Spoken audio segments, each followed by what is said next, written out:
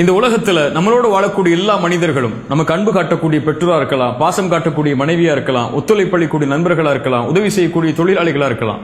இவங்க எல்லாருமே நம்மளுடைய நோக்கத்தை நம்மளுடைய பாதையில நிறைவேற்றுறதுக்காக இறைவனால் அமைக்கப்பட்டவங்க தான். இந்த உலகத்தில் ஒரு மனிதன் இன்னொரு மனிதனை சார்ந்துதான் வாழ முடியும். அதனாலேயே தன்னுடைய அங்கீகாரத்தை, தன்னுடைய மதிப்பை சக மனிதன் எப்படி முடிவு செய்யறானோ அப்படியே தன்னை முடிவு செஞ்சு கொள்றான். ஒருத்தன் தனக்கு கண்ணியம் இருக்குன்னு சொன்னா கண்ணியம் இருக்குன்னு நம்புறான், தனக்கு தகுதி இருக்குன்னு சொன்னா தகுதி இருக்குன்னு நம்புறான். நீ எதுக்குமே உதவ மாட்டேன்னு ஒருத்தன் சொல்லிட்டான்னு சொன்னா அதை அப்படியே ஏத்துக்கிட்டு வாழ ஆரம்பிச்சிடறான். நம்மளுடைய ஒட்டுமொத்த பிரச்சனையும் படைச்சவன்ட்டு இருந்து கிடைக்க வேண்டியது எல்லாமே படைப்புகள்ட்ட இருந்து கிடைக்கும்னு சொல்லி எதிர்பார்த்துக்கிட்டே இருக்கிறோம். நம்மளை படைச்சவன் என்னைக்கும் நம்மளுடைய தகுதியை, நம்மளுடைய திறமையை, நம்மளுடைய மதிப்பை, நம்மளுடைய சந்தோஷத்தை முடிவு செஞ்சுட்டான். ஆனா படைப்புகள்ட்ட இருந்து கிடைக்கும்னு சொல்லி பின்னாடியே போய்கிட்டே இருக்கிறோம். படைப்புகள் இன்னைக்கு நம்மளை உயர்த்தும், நம்மளை தாழ்த்தும், இன்னைக்கு புகழும், நாளைக்கு இகழும், இன்னைக்கு நேரம் கொடுக்கும், நாளைக்கு நேரம் கொடுக்காது, இன்னைக்கு அன்பு காட்டும், நாளைக்கு அன்பு இல்லைன்னு சொல்லி திரும்பி போயிடும். இது படைப்புகளுடைய இயல்பு.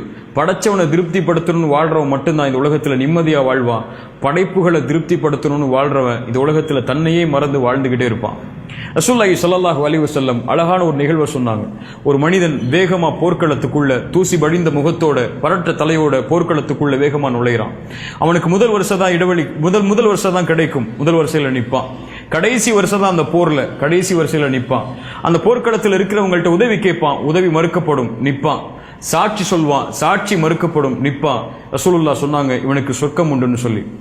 இந்த நபிமொழி ஒரு மிகப்பெரிய செய்தி நமக்கு சொல்லுது. இவன் எதுக்காக போர்க்களத்துக்குள்ள வந்தான்? படைச்சவனுடைய திருப்தி அடையணுங்கிறதுக்காக. முதல் வரிசைக்காக வரல. கடைசி வரிசை கடைசால நிக்கிறான்னா இவன் முதல் வரிசைக்காக வரல.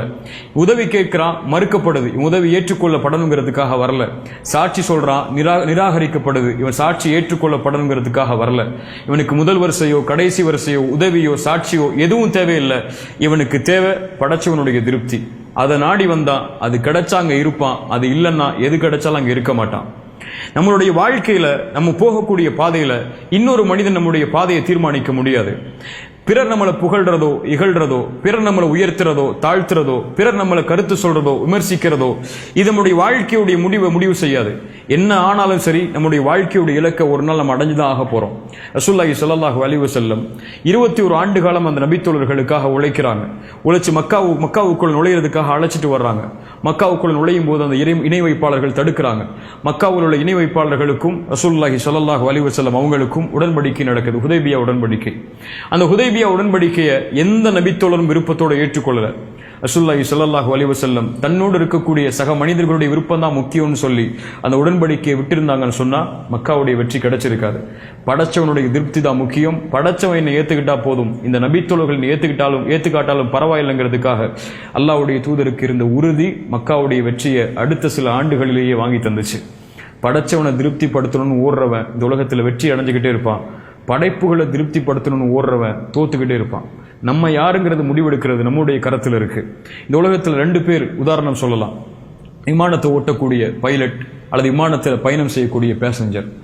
பைலட் அவன் தான் தன்னுடைய இலக்கை முடிவு செய்யணும், அவன் தான் தன்னுடைய நோக்கத்தை முடிவு செய்யணும். பாதை சரினா யாரு சொன்னாலும் அதை அவன் கேட்கக்கூடாது. பேசஞ்சர் அவன் முடிவு செய்ய மாட்டான், அவனுடைய பாதையை இலக்கு அவன் முடிவு செய்ய மாட்டான். இன்னொருத்த முடிவு செய்வான், இன்னொருத்த சொல்லுவான், அதை கேட்டுக்கிட்டு பின்னாடியே போய்கிட்டே இருப்பான். இதுல யாரா வாழ போறோங்கிறத நம்ம தான் முடிவு செய்யணும். படைச்சவனுடைய திருப்தியை நாடி, படைத்தவனுடைய எதிர்பார்ப்பு, படைத்தவனுடைய அங்கீகாரத்தை நாடி அவனுடைய பாதையில வேகமா பயணிக்க போறோமா, அல்லது மக்களுடைய கருத்துக்களை கேட்டு, மக்களுடைய விமர்சனங்களை கேட்டு அவங்களுடைய திருப்தி அடைகிறதுக்காக அவங்க பின்னாடியே போக போறோமா? ஒன்னும் புரிஞ்சுக்கணும், இறைவன் நம்மளை படைச்சிருக்கான், எல்லாத்தையும் நம்ம கொடுத்துருக்கான். நம்மளுடைய அங்கீகாரத்தை, நம்மளுடைய சந்தோஷத்தை, நம்மளுடைய மதிப்பை எல்லாத்தையும் நம்ம உடம்புக்குள்ளேயே வச்சு படைச்சிருக்கான். இதை வெளிப்படுத்துறதும் இதை மறைச்சு வைக்கிறதும் நம்மளுடைய கையில் இருக்கு. அவன் எல்லாத்தையும் கொடுத்துருக்கான், இனிமே எதை கேட்டாலும் கொடுக்க தான் போறான்.